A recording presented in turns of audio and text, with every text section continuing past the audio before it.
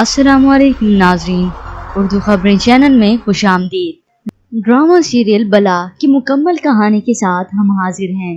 Drama serial बला की prediction आप व्यूवर्स के सामने रखेंगे, लेकिन कहानी शुरू करने से पहले हम आप व्यूवर्स से ये कहना चाहेंगे, ड्रामा सीरियल बला की कहानी हतमी नहीं, हो सकता है इसमें तब्दीलियां आए। आपका ज्यादा वक्त ना गवाते हुए चलते हैं मुकम्मल कहानी की तरफ। ड्रामा सीरियल बला में एक ऐसी कहानी पेश की गई है जो अपने मफाद की खातिर दूसरों की जान लेने से भी गुरेज नहीं करते। इस ड्रामा सीरियल में तमाम अदाकार अपनी अदाकारी बाखूबी तरीके से सरअंजाम दे रहे हैं। बिलाल अब्बास खान जो तैमूर का किरदार अदा कर रहे हैं। इस ड्रामा सीरियल में दिखाया गया है कि तैमूर का ताया इंतहाई खुदगर्ज इंसान है। वो अपनी बेटी निगार के साथ मिलकर अपने बेटे का घर भी खराब कर देता है, तो फिर वो दूसरों को कैसे बख्शेगा। निगार को तैमूर पसंद आ जाता है, लेकिन तैमूर को सबा पसंद होती है और वो अपनी माँ को उसके रिश्ते की बात के लिए सबा के घर भेज चुका होता है। लेकिन तैमूर की ताया की हठधर्मी ऐसी होती है कि वो जबरदस्ती अपनी बेटी का रिश्ता तैमूर से करना चाहता है, लेकिन तैमूर नहीं मानता, जिस पर उसका ताया उससे नाराज हो जाता है। उधर तैमूर की शादी की तैयारियां शुरू हो जाती हैं। तैमूर अपनी बहनों और सबा के साथ किसी मॉल में शॉपिंग करने जाता है। उसी मॉल में निगार भी मौजूद होती है और उन सब को देख लेती है और चुपके से उन सब पर नजर रखती है। उसी दौरान ही सबा तैमूर से किसी काम का कहकर अलग होती है, पर निगार उसका पीछा करती है। इसी दौरान ही निगार सबा को किसी दूसरे लड़के के साथ बैठा हुआ देख लेती है। उन दोनों को एक साथ देखकर निगार के दिमाग में एक शैतानी प्लानिंग आ ही जाती है और वो उन दोनों को देखकर खुश हो जाती है। अब तैमूर और सबा के मायों का दिन आ जाता है, लेकिन तैमूर की माँ अपनी पूरी फैमिली के साथ अपने जेठ के घर चली जाती है ताकि उसे मना सके, शादी में लेके आ सके। पर तैमूर का ताया उन्हें देखकर गुस्से हो जाता है और कह देता है, निकल जाओ यहाँ से, मैं नहीं जाने वाला। वो हर तरह से तैमूर की फैमिली की इंसल्ट कर रहा होता है और आखिर में कह देता है कि मैं नहीं जाऊंगा, बल्कि यहाँ से इस घर का कोई कुत्ता भी नहीं जाएगा। तब निगार कहती है, मैं जाऊंगी। मायों का दिन आ चुका है। निगार भी वहाँ पे मौजूद है और सबा भी। निगार सबा के कान भर देती है और उसे कहती है, मुझे तैमूर पसंद है, और सबा को भी बता देती है कि उसने उसे किसी लड़के के साथ देखा था। इस ड्रामा में निगार एक बला का किरदार अदा करती है जो सबके घर खा जाती है, यहाँ तक कि उसे अपनी भाभी भी बर्दाश्त नहीं होती और भाई की नजरों में उसे बुरा बनाती है। यहाँ तक कि दोनों बाप बेटी मिलकर किसी अनजान शख्स को उसके पीछे लगा देते हैं। दोनों बाप बेटी मिलकर एक प्लान बनाते हैं। तैमूर का बाप किसी अजनबी लड़के से मिलता है और उसे पैसे थमाता है। वो अजनबी लड़का कोई और नहीं बल्कि सबा जिस लड़के को चाहती है वही होता है।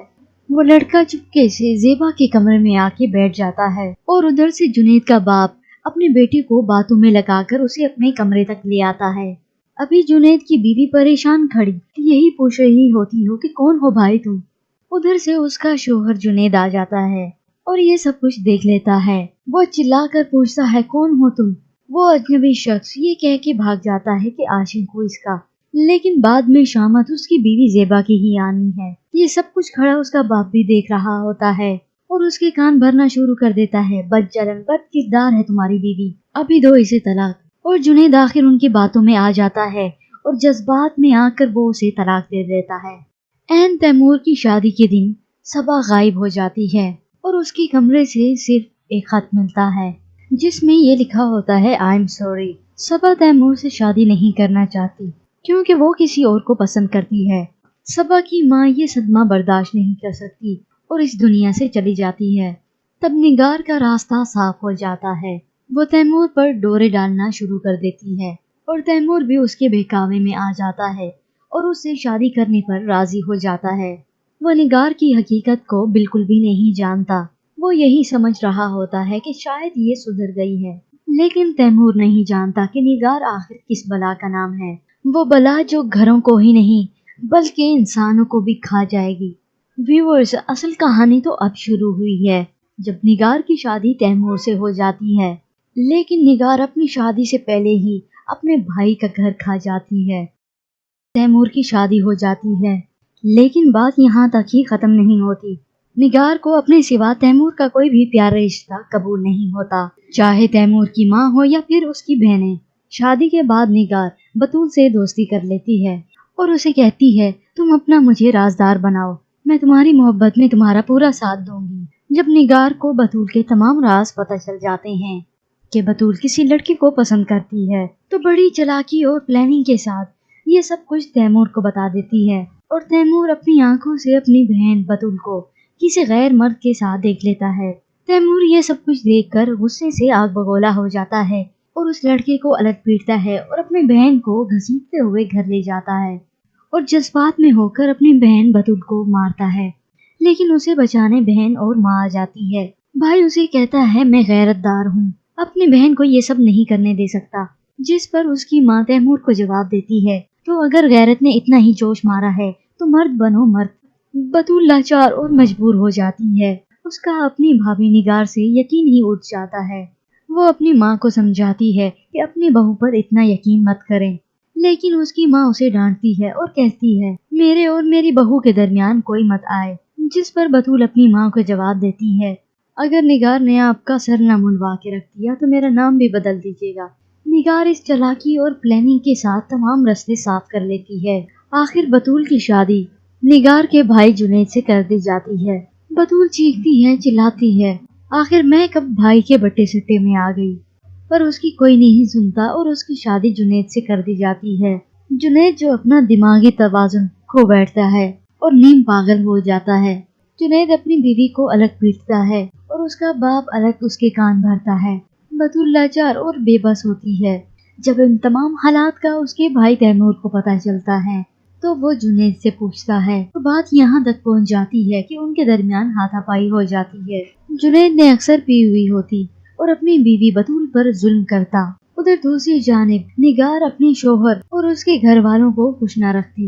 نگار کو اتنا تک برداشت نہ ہوتا کہ تیمور اپنی ماں یا بہنوں کے ساتھ بیٹھ جائے۔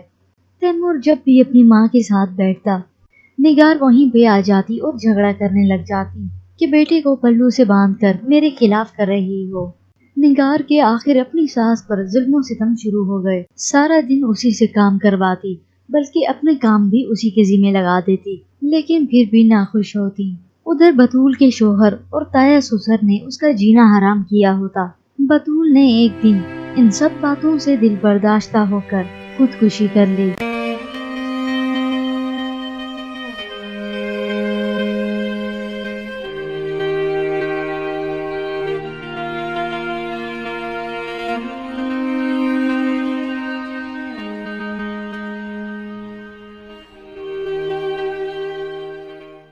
ادھر نگار کا تیمور کی ماں سے دن بدن رویہ خراب ہوتا چلا گیا۔ ایک دن تیمور کا بزنس کے سلسلے میں باہر جانا ہوا تو وہ نگار کے ذمہ لگا گیا کہ میری ماں کا خیال رکھنا۔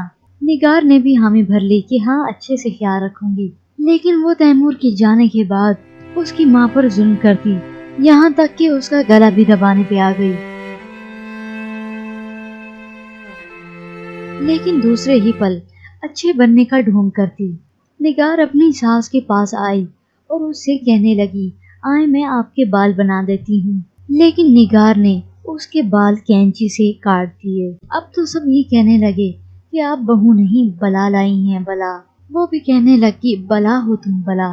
لیکن نگار اب تیمور کو کیسے بتائے گی کہ اس کی ماں کے بال آخر کس نے کاٹے؟ لیکن نگار اس بات کا جواب بھی ڈھونڈ لیتی ہے اور وہ کسی سے پوچھتی ہے کہ سب سے بری بیماری کیا ہوتی ہے تو دوسری عورت اسے جواب میں کہتی ہے کینسر۔ ویورز غالباً نگار اپنے شوہر تیمور کو یہی جواب دینے والی ہے کہ تمہاری ماں کو کینسر ہے اس لیے اس کے بال جھڑ رہے ہیں۔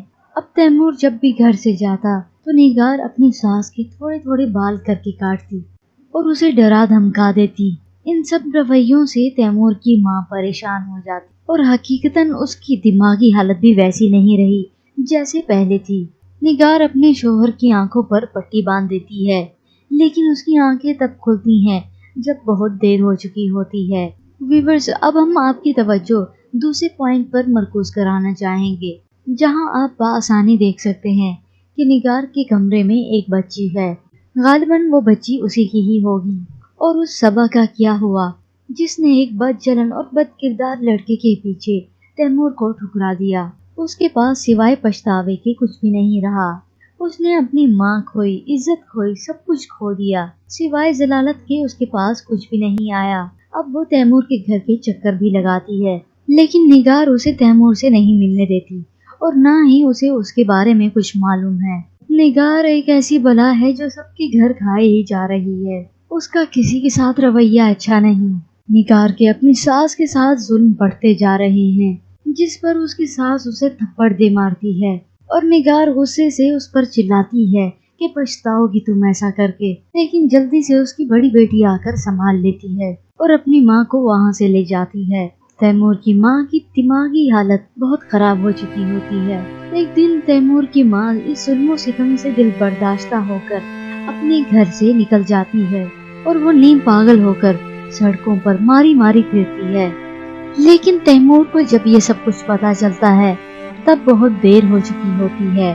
تیمور کی ماں آخر مر جاتی ہے اور لاوارثوں کی طرح اس کی لاش مردہ خانے میں پڑی ہوتی ہے۔ ویورز، ہو سکتا ہے یہ سب کچھ پتا چلنے کے بعد تیمور اپنی بیوی نگار کو گھر سے نکال دے، لیکن ایک جانب یہ بھی دکھایا جاتا ہے کہ نگار کا باپ اولڈ ہاؤس میں رہنے لگ جاتا ہے۔ کیا ہوتا ہے ایسا؟ اور نگار نام کی بلا آخر کیسے مرتی ہے؟ کیسے آتی ہے اسے موت؟ کیا ہوگا نگار کا انجام؟ دوسروں کا سکون برباد کر کے اور ان کی زندگیاں چھین کر نگار بے چین کی زندگی نہیں بسر کر پائے گی۔ سب کے گھر تو آخر وہ کھا ہی گئی۔ کیسے ہوگا اس ڈرامے کا دی اینڈ؟ کیا تیمور اور صبا مل جائیں گے؟ کیا نگار خودکشی کر لے گی؟ کیسے ہونا چاہیے اس ڈرامہ سیریل کا دی اینڈ؟ آپ ہمیں اپنی قیمتی رائے بھی دے سکتے ہیں۔ اور اس ڈرامہ سیریل کی پریڈکشن آپ کو کیسی لگی اور کن کن ڈراماز کی مکمل کہانی آپ سننا چاہتے ہیں؟ اپنی قیمتی رائے سے ضرور آگاہ کیجیے گا۔ مزید ڈراماز پرومو کے لیے آپ دیکھتے رہیے اردو خبریں۔